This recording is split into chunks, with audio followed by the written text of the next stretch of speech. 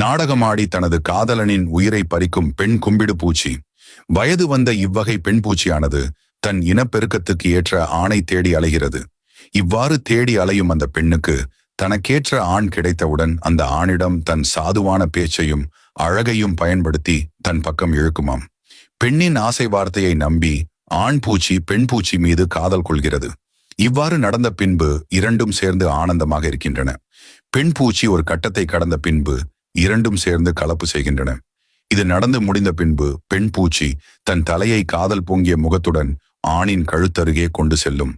தனக்கு நடக்கவிருக்கும் ஆபத்தை உணராத அந்த ஆண் பூச்சி பெண் பூச்சியை தன் கழுத்தருகே வர அனுமதிக்கும்.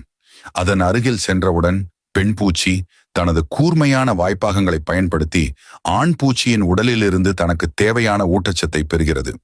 இது இயற்கையில் அவளின் இனப்பெருக்கத்திற்கு தேவையான சக்தியை வழங்கும் ஒரு தனிப்பட்ட செயலாகும். பின்னர் அந்த பகுதியை தனியே எடுத்து சென்று முழுமையாக உண்டுவிடும். பிறகு தனது குழந்தைகளை பெறும் காலம் வரை ஓய்வெடுத்துக் கொள்ளும். இவ்வாறு நடந்த பின்பு அடுத்த இனப்பெருக்க காலம் வரும்பொழுதும் இதே போன்று ஒரு நாடகத்தை நிகழ்த்தி அடுத்த ஆணை குறிவைத்து தனது இயற்கை செயல்முறையை தொடருமாம்.